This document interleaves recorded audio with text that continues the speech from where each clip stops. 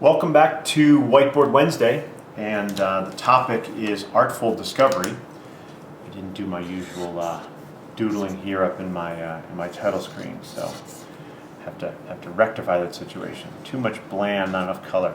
The topic, as we said, is artful discovery, and one of my favorite parts of the sales process, because really, and if you've been watching these series, this will be a little redundant, but it's where we get to understand, what does the prospects need, what are they trying to accomplish, how does the prospect go about making a decision to invest in their own future success, future growth, right? I call it what is their buying process, but really it is how do they invest money to solve problems, to attain goals, etc.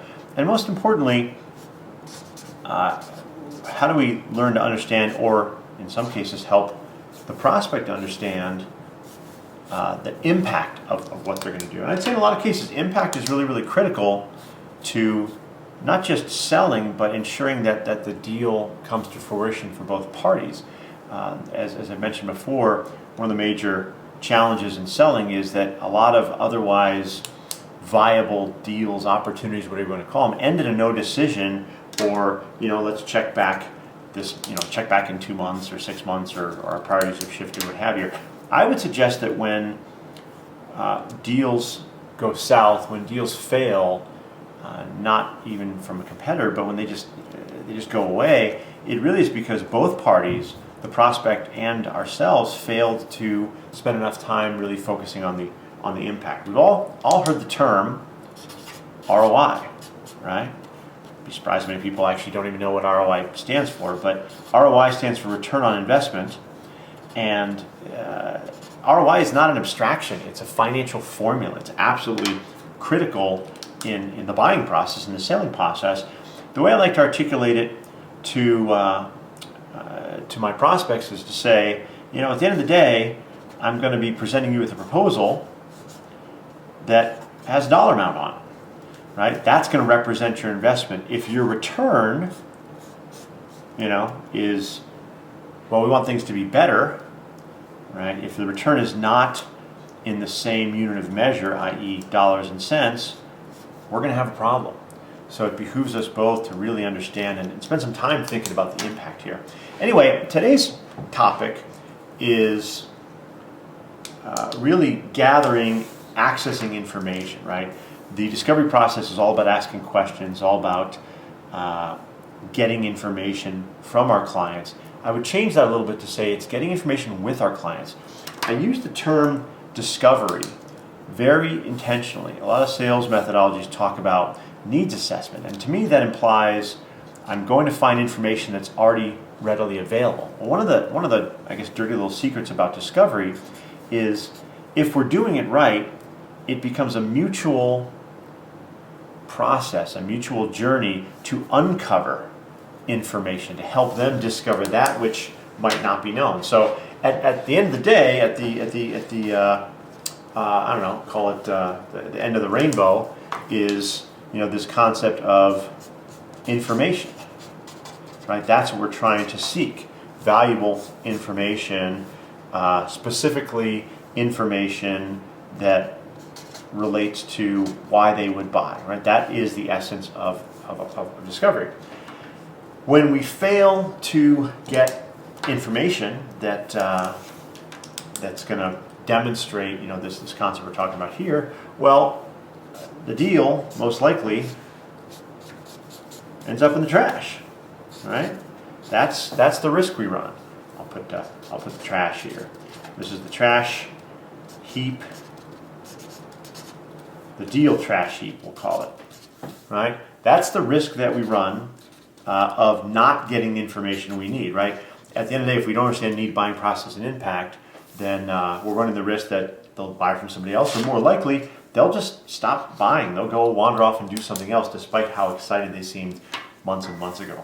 So the process of getting information is really a journey. It's really a system, I guess. And I'll take the approach of the sales manager, somebody who's debriefing an account executive after a meeting, to say, well, do you understand their problem? How did they buy, et cetera, et cetera? We're asking these questions, and we're getting sort of fuzzy responses, right? We're not getting the information we need. I'll tell you, one of the most common things I hear when I am debriefing a salesperson, and I ask a question about buying process, I ask a question about timing, immediacy, urgency, budget, value, current costs, etc. They'll respond literally, they didn't say. So I'll ask the sales rep, for example, well, what's their current cost for getting a salesperson up to speed? And the response will be from the sales rep, well, they didn't say. Well, we all know that's a bullshit answer, right? Because it's not the prospect's job to come up with the questions we need to answer. So the first thing I always will say after that is, well, did you ask, right? Did you actually ask them the question? I apologize for the small font, but you get the concept here. Did you ask them a direct question, or did you kind of beat around the bush? And kind of as a corollary, did you ask them a soft question, or hey, if you don't mind telling me, and if it's possible, and I'll understand, et cetera, et cetera. So it's really important to ask direct questions in the sales process, and a lot of the prep around discovery for me is usually focused with helping a sales professional get their questions in order. Okay, so let's assume you did ask, and we get to the point in the conversation where the prospect won't share, right? They won't tell us. It takes a lot of forms, right? That could be, an outright, I'm not comfortable telling you that. That could be a much more, direct, none of your business. That could be, it's against corporate policy. There's a million varieties of the I'm not going to tell you. Well, one of the things I want to help you guys see here is that's not always the end of the story. Because when somebody says to me, I ask a direct question, and I ask it in a very direct way, and they come back and say, well, I don't know that I'm completely comfortable answering that question or sharing that information. Here's a little trick. I typically ask them something very simple. Do you know? Do you actually know that information? And I'll tell you that more often than I would expect, somebody who tells me they don't want to share a piece of information actually doesn't know it themselves. They don't know where they're at. They don't know what that cost number is, etc. So this is an important question to ask because it's going to open up the possibility. It's going to open up the conversation potentially, right? And there's, not surprisingly, two answers. Do you actually know? There's no, I don't, right? Nice little honesty once in a while. And then the other one is, I probably should do it in green, that probably makes more sense. The other one is why, yes I do.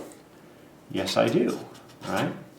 Well, let's deal with the, what I think is more interesting scenario of, no, I don't know it. And where do we go from there, right? Well, for me, it's a pretty simple question that we've got to ask that person is, actually almost a two-part question. Is it important? Is this information important to find out, right? Is it important to understand your current costs of X before we start looking at how we're going to do Y, right? I like to know that stuff. You'd be surprised how often people say, well, I don't think that really matters. In which case, guys, I'm going to have to go over here and have this conversation again, right? I got to go have this conversation to make sure they understand it's important. The second question I would ask is, would you like to find out together? Would you like to work on this together, right? And to me, that's an important invitation because it says to the prospect, I'm not just here to pitch you a solution once you've done all the work. I'm more than happy to help you, work with you in doing the math and doing some legwork and spending some time to understand what's going on today. Well, some of you may be asking, well, what happens if they don't know and they don't want to find out? They don't think it's important. Well, I got a bad news for you, right? This is going to go this way. You're going to end up in the trash heap over here because this is a prospect that is not willing to do the work necessary to ultimately justify doing something different. And as you'll hear me say again and again, when you don't have a benefit, a return, right, that matches from a value standpoint and also a units of measure standpoint, the investment, you're going to have a problem. Your proposal, your solution will always be measured in the cost. There's no way around that. I haven't been able to actually sell something without telling somebody what it's going to cost them. When the benefit, when the return is measured in units of better, happier, make my job easier, that's not an equation that actually plays out. So if you can't get into the realm of, yes, it's important to lessons work together, do pass go, do collect $200, what have you, then you're going to have an issue. Well, what happens if they say, yes, I do know it, right, but I'm just not going to tell you, right? So I draw it in green, but it really, it's not a good scenario, because what they're saying is, yes, but. Well, having done a lot of coaching, having done a lot of sitting with salespeople in these scenarios, what I'll find is they'll just kind of roll over and say, oh, I totally understand, right? Somebody says no to a piece of information, and we totally understand. Well, I don't understand. I might appreciate an explanation, but I'm not going to assume I know why they're not. So my very next question is, well, tell me why not, right? You'll be surprised at the answers you get, right? There's lots of reasons why they might not actually want to share this with you. Could be some things like, I don't know. We got issues of NDA, right? Secrecy, right? We don't have a non-disclosure in place. Well, that's pretty solvable, right? That's not a complicated thing. That may be an issue of they have to ask somebody, right? They have to make sure it's okay. It may also be an issue just of timing, right? Sorry, my writing's getting small and what have you, but the idea is, don't just take an acceptance of, no, I'm not going to tell you, because it is important, because we do need it over here. And make sure you clarify, well, tell me why not. Share with me why not. I'll tell you another one that comes out a lot is, I'm not sure why you need to know, right? One of the reasons I might not give you a piece of information is because I'm not clear on why this matters to you. And sometimes explaining it, walking through this construct, or talking about it in the context of how it's going to help you build a better solution will solve that. So what happens if you get to, yes, but I won't tell you? The why not is, just because it's a secret, right? Because I don't want to share it with you because I feel like you're going to use it against me, right? That's a big one. What do we do next? Well, the reality is that, again, we're going to come to a crossroads like we did over here, and that is, we're going to have a very serious conversation about, okay, I hear what you're saying. I understand that you don't want to tell me and you're concerned I'm going to use it against you, etc. I don't want to press you on that. However, I do need you to understand that knowing this information is critical to me selling effectively so that I don't present the wrong solution. So I will need to know eventually, right? So I need to get agreement, I need to get clarity on certainly when, and there's two concepts here. There's, can or will you, right? So think of this as as an upfront contract, to use the terms of another sales methodology, right? I'm okay not getting a piece of information the first time I ask. However, if I'm asking the question, I'm typically not asking because I'm just curious. I'm asking because I see it as a critical component of understanding their need, their buying process impact, so I can present a valuable solution. So at this point, when I hit my little brick wall, right? That's fine. I'm gonna deal with my wall. See if I can draw one of these right here. But I'm also going to negotiate the other side of that wall. I'm going to make sure that there's something in the future that I can point to that says, okay, if I do these things, if I sign an NDA, you'll share that with me. Once we get to this particular milestone, once I've shown you pricing, whatever the negotiated terms are, as long as you can exit this conversation with a mutual agreement of when or when can or will you share this information with me or find it for me, then we're going to be in good shape. And as always, remember, you want to codify, you want to capture, you want to formalize that, that commitment, that upfront contract in some sort of a formal memorandum, an email follow-up. Hey, great meeting today. Understand you didn't want to share this. You did share these other things. I'll need to know that other piece of information, but as we discussed, we'll talk about it later on this date after this milestone. So hope this is helpful. This is Artful Discovery. This is a process of progressively trying to drill down and understand information you need and whether the prospect you're talking to actually has it, doesn't have it, won't share it, can go get it, or won't share it now but will share it later, or won't share it at all, in which case we may be back over here. Hope this is helpful and look forward to seeing you next time on Whiteboard Wednesday.